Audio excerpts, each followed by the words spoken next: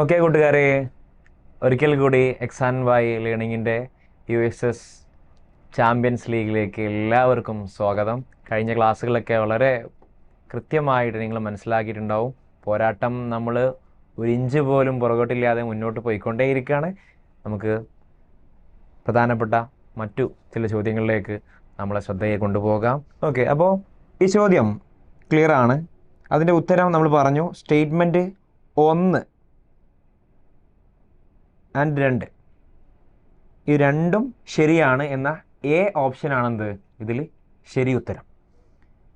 നമുക്കത് ഒന്ന് നോക്കി നോക്കാം എന്തുകൊണ്ട് അത് ശരിയായി രണ്ടും എന്നുള്ളത്. ആദ്യം നമുക്ക് അവിടെ പറയാനുള്ളത് 2 കാര്യങ്ങളാണ്. ഒന്ന്, രാത്രിയും പകലും എങ്ങനെ ഉണ്ടാകുന്നു എന്നത്.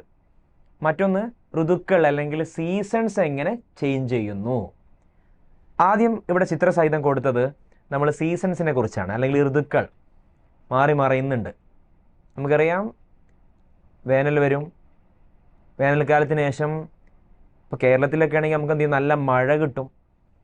എന്നാൽ എല്ലായിടത്തും ഈ വേനൽക്കാലത്തുള്ള മഴ, ജൂൺ മാസത്തിലെ മഴ ഉണ്ട് നമ്മൾ ധരിക്കരുത്. അത് ഒരു പ്രത്യേക മറ്റൊരു സീസൺ ആണ് നമ്മളെ സംബന്ധിച്ച് ഇന്ത്യയിലുള്ളത്. മൺസൂൺ എന്ന് പറയും. അത് മറ്റൊരു ഘടകമാണ്. ഇപ്പോൾ നമ്മൾ അതിനെക്കുറിച്ച് കൂടുതൽ ചർച്ച ചെയ്യേണ്ട നമ്മളെ വിഷയം ഇങ്ങോട്ട് വരാം. ഇപ്പം എന്തായാലും നമുക്ക് ചൂടിന് ശേഷം വീണ്ടും എന്ത് ചെയ്യും, തണുപ്പ് വരും.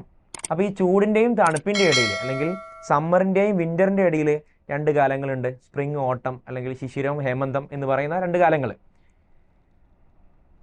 ഇങ്ങനെ 4 സീസൺസ്, ഋതുക്കൾ നമുക്കുണ്ട്. അത് ഉണ്ടാവാനുള്ള കാരണം നമ്മളെ ഭൂമി സൂര്യനെ വലയം ചെയ്യുന്നുണ്ട്. 365 ദിവസവും കാൽ ദിവസവും, അതായത് 365 കാൽ ദിവസം, 365 ആൻഡ് 1/4 ഡേയ്സ് അല്ലെങ്കിൽ ദിവസങ്ങൾ എടുത്തിട്ടാണെന്ത് 365 കാൽ ദിവസം കൊണ്ടാണ് നമ്മളെ ഭൂമി സൂര്യനെ വലയം വെക്കുന്നത്. Earth revolve around the sun. ഇതുമൂലം നമുക്ക് വ്യത്യസ്ത കാലങ്ങൾ ഇങ്ങനെ ഉണ്ടാകുന്നു, അല്ലെങ്കിൽ വ്യത്യസ്ത ഋതുക്കൾ ഉണ്ടാകുന്നതാണ് സ്പ്രിംഗ്, ഓട്ടം, സമ്മർ ആൻഡ് വിൻ്റർ. എന്നാൽ നമുക്ക് ദിവസവും കാണാനും അനുഭവിക്കാനൊക്കെ പറ്റുന്ന എർത്തിൻ്റെ റൊട്ടേഷൻ മൂലമുണ്ടാകുന്ന ഡേ ആൻഡ് നൈറ്റ്. രാവിലെ നേരം വെളുക്കുന്നു, വൈകുന്നേരം രാത്രിയാകുന്നു, സൂര്യൻ ഉദിക്കുന്നു, അല്ലേ, സൂര്യൻ അസ്തമിക്കുന്നു. രണ്ടും നമ്മൾ കണ്ടവരാണ്. അപ്പോൾ രാത്രിയും പകലും ഉണ്ടാവുന്നത് കാരണം എന്താണ്? എർത്ത് റൊട്ടേറ്റ് ചെയ്യുന്നുണ്ട്, സ്വയം ആക്സസിൽ സ്വയം റൊട്ടേറ്റ് ചെയ്യുന്നുണ്ട്. കണ്ടോ? വെസ്റ്റ് ടു ഈസ്റ്റ്, വി നമുക്ക് ഓർത്ത് വെക്കാം. വെസ്റ്റ് ടു ഈസ്റ്റ് ആണെന്ത് ഭൂമി ആക്സിസിൽ, അതിൻ്റെ അച്ചുതണ്ടിൽ സ്വയം റൊട്ടേറ്റ് ചെയ്യുന്നത്. അതിനെത്ര സമയമാണ്?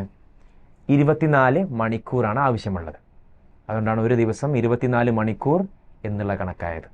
24 മണിക്കൂർ എടുത്തിട്ടാണ് ഭൂമി അതിൻ്റെ ആക്സിസിൽ സ്വയം റൊട്ടേറ്റ് ചെയ്യുന്നത്, അല്ലെങ്കിൽ എന്താണ് അത് ഭൂമി ഭ്രമണം നടത്തുന്നത് സ്വയം അച്ചുതണ്ടിൽ. അപ്പോൾ അതുമൂലം രാത്രിയും പകലും ഉണ്ടാകുന്നു. അപ്പോൾ ഒന്നാമത്തെ സ്റ്റേറ്റ്മെൻറ്റ് തികച്ചും ശരിയാണ്. ക്ലിയർ ആണല്ലോ? യെസ്. ഇനി അടുത്ത ഒരു ചോദ്യം കുറച്ച് വെറൈറ്റിയാണ്. ശ്രദ്ധിച്ചിരിക്കണേ, ചിത്രം ശ്രദ്ധിക്കണേ. ചിത്രസഹിതമാണെന്ത് പലതവണ എക്സാമിനൊക്കെ ചോദിച്ചിട്ടുണ്ട്. Identify the script used by ancient Egyptians. ഇനി കേരളവും ഇന്ത്യയൊക്കെ വിട്ട് നമ്മളെ യാത്ര അങ്ങകലെ ഈജിപ്തിലേക്കാണ്. ഈജിപ്തിൽ, അതോ ഇന്നത്തെ അല്ല, ആൻഷ്യൻ്റ്. അത് ഞാൻ മുമ്പേ പറഞ്ഞിട്ടുണ്ട്. ചോദ്യം കൃത്യമായി ശ്രദ്ധിക്കണം. ഓരോ ചോദ്യത്തിലും ഓരോ മെയിൻ ഫാക്ടർ ഉണ്ടാകും. അതാണ് പ്രത്യേകം ഫോക്കസ് ചെയ്ത് നോക്കേണ്ടത്. അതിനെ ബേസ് ചെയ്താണ് നമ്മൾ ഉത്തരങ്ങളും ഉണ്ടാകുക. അപ്പോൾ ചോദ്യത്തിലെ മെയിൻ ഫാക്ടർ നമ്മൾ ശ്രദ്ധിക്കാതെ ഓപ്ഷൻസ് കണ്ടുകൊണ്ട് നമ്മളെ ഒരു ധാരണ വെച്ച് ഏതെങ്കിലും കൊടുത്തു കഴിഞ്ഞാൽ ഉത്തരം ചിലപ്പോൾ തെറ്റിപ്പോയേക്കാം. അപ്പോൾ അതുകൊണ്ട് കൃത്യമായി എന്ത് ചെയ്യണം? ചോദ്യം മുഴുവനായിട്ട് ശ്രദ്ധിക്കണം. സ്ക്രിപ്റ്റ് ഫസ്റ്റ് അവിടെ ശ്രദ്ധിക്കേണ്ട കാര്യമാണ്. Used by ancient Egyptians. പണ്ടത്തെ പുരാതന ഈജിപ്തുകാർ ഉപയോഗിച്ചിരുന്ന ലിപി ഏതെന്ന് തിരിച്ചറിയുക. ചിത്രം കൊടുത്തിട്ടുണ്ട്. ചിത്രം കണ്ടാൽ നമുക്കറിയാം എന്തായാലും നമുക്ക് പരിചിതമല്ല, നമുക്ക് എഴുതാനും വായിക്കാനൊന്നും അറിയാത്ത ഒരു ലിപിയാണിത്. ലിപി പറഞ്ഞാൽ അറിയാലോ, ഭാഷയുടെ എഴുത്ത് രൂപത്തിന് നമ്മൾ ലിപി എന്ന് പറയുക. എല്ലാ ഭാഷയും ചിലപ്പോൾ ലിപിയുള്ള ഭാഷ ആവണമെന്നില്ല. മലയാളം, ഇവിടെ മലയാളം കൊടുത്തിട്ടുണ്ട്, ഇംഗ്ലീഷിൻ്റെ മുകളിൽ കൊടുത്തിട്ടുണ്ട്. ഇംഗ്ലീഷിലുള്ള ABCD ആൽഫബറ്റ്സൊക്കെ ഇംഗ്ലീഷ് ഭാഷയുടെ, ഇംഗ്ലീഷ് ലാംഗ്വേജിൻ്റെ സ്ക്രിപ്റ്റാണ്. മലയാളത്തിലെ ഇവിടെ ഇപ്പോൾ കൊടുത്ത പു, രാ, ത, ന, ഈ, ജ അല്ലേ, അല്ലെങ്കിൽ ജി, ഇതൊക്കെ എന്താണ്, മലയാള സ്ക്രിപ്റ്റാണ്. അപ്പോൾ എല്ലാ ഭാഷയ്ക്കും സ്ക്രിപ്റ്റ് ഉണ്ടാവണമെന്നില്ല. അപ്പോൾ സ്ക്രിപ്റ്റ് എന്നാൽ ഭാഷയല്ല, ഭാഷയുടെ എഴുത്ത് രൂപമാണ്. എന്നാൽ ഈജിപ്ഷ്യൻസ്, അതും പുരാതന ഈജിപ്ത്, പഴമക്കാരായ ഈജിപ്തുകാർ ഉപയോഗിച്ചിരുന്ന, പഴമക്കാരായ ഈജിപ്തുകാർ ഉപയോഗിച്ചിരുന്ന സ്ക്രിപ്റ്റ് ഏതാണ്? 4 ഓപ്ഷൻസ് ഇവിടെ നമുക്ക് നൽകിയിട്ടുണ്ട്. ഒന്ന് ഹെയറോഗ്ലിഫിക്സ്, ക്യൂനിഫോം, വട്ടെഴുത്ത്, ബ്രെയിൽ ലിപി. ഇങ്ങനെ 4 ഓപ്ഷൻസ് ഇവിടെ നൽകിയിട്ടുണ്ട്. വിത്ത് ചിത്രം, വിത്ത് പിക്ചർ, ചിത്രം ഉൾപ്പെടെ നൽകിയിട്ടുണ്ട്. നോക്കിയിട്ട് എന്തെങ്കിലും മനസ്സിലാവുന്നുണ്ടോ? ആ ഭാഷ നിങ്ങൾക്ക് ആരെങ്കിലും ഈ ഭാഷ വായിക്കാൻ അറിയോ? ഞാനൊരു സകലകല വല്ലഭനായതുകൊണ്ട് ചിലപ്പോൾ ഞാൻ വായിച്ചേക്കാം. നിങ്ങൾക്കാരെങ്കിലും അത്രത്തോളം ബഹുഭാഷാ പണ്ഡിതന്മാരൊക്കെ ഉണ്ടെങ്കിൽ ഇതൊന്ന് വായിക്കണേ. നിങ്ങളുടെ കൂട്ടുകാരെങ്കിലും അവർക്കൊന്ന് ഈ ഭാഷ ഒന്ന് റെക്കമെൻഡ് ചെയ്ത് കൊടുക്കണേ. എന്തായാലും ഇത് വളരെ പുരാതനമായുള്ള പഴക്കം ചെന്ന ഈജിപ്ഷ്യൻ സംസ്കാരത്തിൻ്റെ അന്ന് ഉണ്ടായിരുന്ന ഒരു ഭാഷയാണ്. അതേതാണ് എന്നുള്ളതാണ് നമ്മളെ ചോദ്യം. അതാണ് ഇത് വായിക്കാൻ അറിയുമോ എന്നുള്ളതൊന്നുമല്ല നമ്മളെ വിഷയം. ഒന്ന് കമൻറ്റ് ചെയ്യണേ അറിയുന്നവർ. നിങ്ങൾ കേട്ടിട്ടുണ്ടാവും, പഠിച്ചിട്ടുണ്ടാകും. യെസ്, ഹെയറോഗ്ലിഫിക്സ്.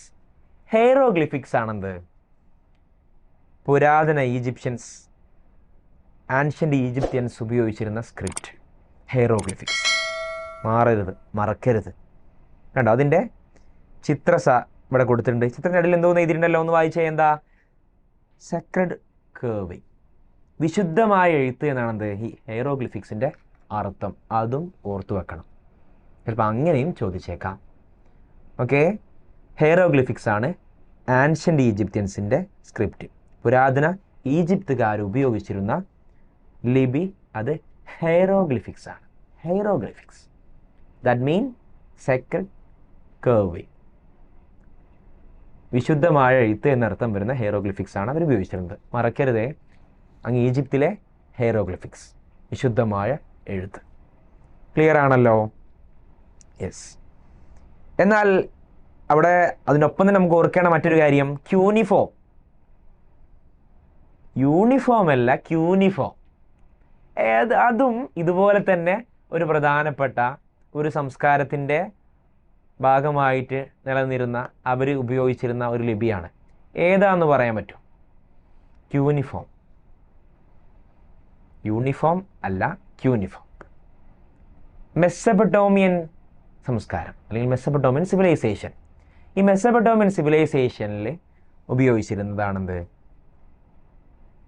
ആ മെസ്സപ്പൊട്ടോമിയക്കാർ ഉപയോഗിച്ചിരുന്ന സ്ക്രിപ്റ്റാണ് ക്യൂനിഫോം.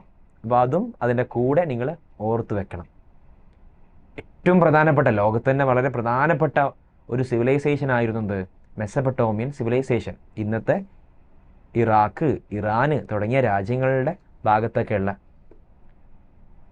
ആ കാലത്ത് വർഷങ്ങൾക്ക് മുമ്പ് നിലനിന്നിരുന്ന ഒരു സംസ്കാരം, മനുഷ്യൻ്റെ കൂട്ടായിട്ടുള്ള ഒരു ജീവിതമായിരുന്നു മെസ്സപ്പൊട്ടോമിയൻ സംസ്കാരം.